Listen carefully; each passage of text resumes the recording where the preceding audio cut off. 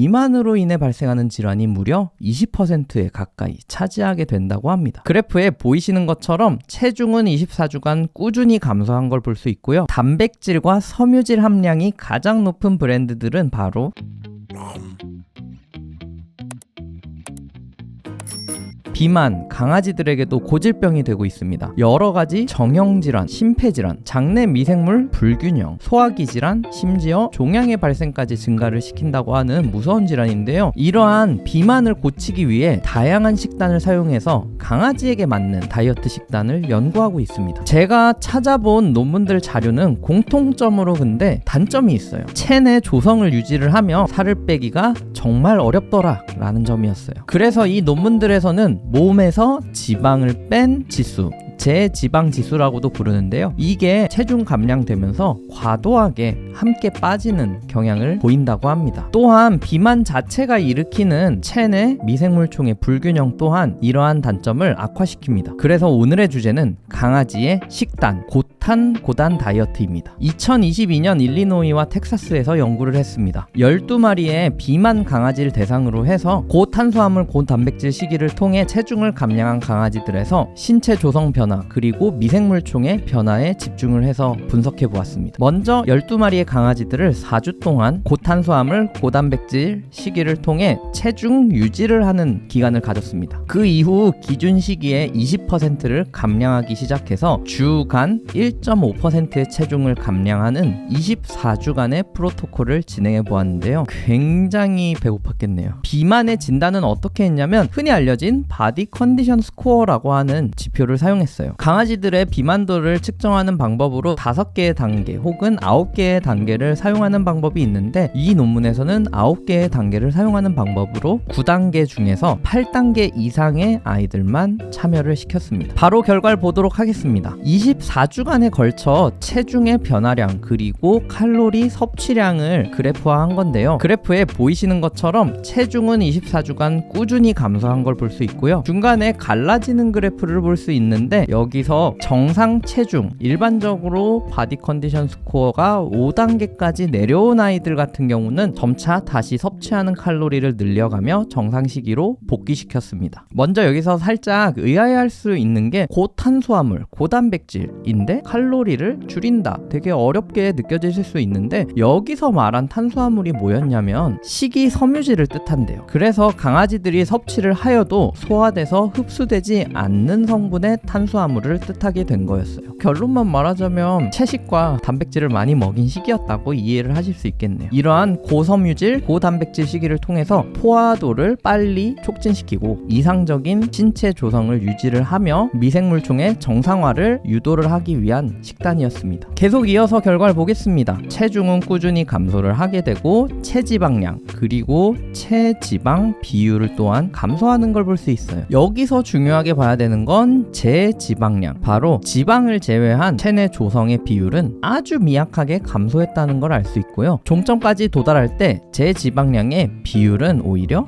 많이 증가한 것을 확인할 수 있습니다. 흔히 지방세포는 염증 물질을 만들어낸다 라고 알려져 있는데요. 이 실험에서도 24주간 걸쳐 염증 수치들을 측정해봤어요. 급성 염증 수치인 CRP라는 수치 그리고 염증 매개 수치인 IL6 이러한 수치들이 꾸준히 감소하는 걸 확인할 수 있고 또한 공복 상태에서 체내에 존재하는 렙틴 호르몬과 인슐린 호르몬을 측정을 했을 때에도 마찬가지로 꾸준히 감소하는 걸 확인할 수 있었습니다. 비만인 사람들은 인슐린 저항성 그리고 렙틴 저항성이 있다라고 하죠. 그렇기 때문에 혈중에 이러한 호르몬들의 농도가 높아지게 되지만 점차 정상 체중을 찾아가며 이러한 호르몬들이 정상 수치까지 떨어지는 걸 확인할 수 있었습니다. 이 논문에서 말하기로는 수십 년간 비만의 비율이 점차 강아지에서도 증가하는 추세를 보이고 특히 보험에서 수령하는 항목 중에서 비만으로 인해 발생하는 질환이 무려 20%에 가까이 차지하게 된다고 합니다. 또한 이러한 비만이 일으킨 특히 미생물총의 변화로 인해서 발생할 수 있는 신경계, 알러지, 위장관, 심혈관, 당뇨와 비만이 악화될 수 있다고 합니다. 그래서 이 논문에서는요, 고단백 식이, 그것도 권장 단백질량의 2배 가까이 되는 단백질을 급여를 했어요. 이를 통해서 근육의 합성을 촉진시키고 신체 조성을 유지하며 체중을 감량할 수 있도록 실험 설계를 하였고요. 실험의 끝점에서 이러한 지방 그리고 비만으로 인해 나타날 수 있는 다양한 수치들이 정상화되는 걸 확인할 수 있었습니다. 또한 이뿐만이 아니라 장내의 유익균이 증가하고 유해균은 감소된 걸 확인할 수 있었습니다. 이 실험에서 아쉬운 점이 있다면 실험을 하였으면 대조군이라는 게 있어야 될 텐데 안타깝게도 대조군은 존재하지 않았어요. 그래서 이러한 결과물 자체가 체중이 감량됐기 때문에 일어났는지 아니면 식단을 바꿨기 때문에 일어났는지는 명확하게 알 수는 없다고 합니다. 조금 의아하게 생각했던 게 제가 일반적으로 알기론 콩팥이 안 좋은 아이들한텐 고단백 식이가 오히려 안 좋을 수도 있다라는 얘기를 들었던 것 같아요. 그래서 저도 한번 찾아봤어요. 신장 질환이 있는 아이들한테 단백질 섭취량이 영향을 미칠까? 콩팥 질환을 앓고 계신 분들이나 콩팥 질환을 앓고 있는 반려견의 보호자분들은 알고 계실 텐데 신장이 안 좋은 아이들에게 측정하는 혈중 요소질소 수치라는 게 있어요. 이러한 요소질소 수치는 단백질이 분해되면서 질소가 증가하기 때문에 측정을 하는 건데 이러한 요소와 질소를 배출해내는 게 콩팥이 하는 역할이기 때문이에요. 그래서 고단백 식이를 먹일 경우 신장의 기능에 부담을 주지는 않을까 하는 거예요. 결과는 꽤나 놀라웠습니다. 콩팥 기능이 저하된 강아지에게 다양한 단백질 함량을 가진 식이를 급여를 해보았는데 저단백질 식이를 섭취한 아이들은 혈중 내 비유엔 수치, 요소질소 수치가 감소한 걸 확인할 수 있었어요. 하지만 단점으로는 신장이 배출해낼 때 여과하는 기능을 가지는 사구체의 기능이 감소했다라는 것도 밝혀졌어요. 그래서 오히려 고단백 식이를 먹여봤습니다. 그랬더니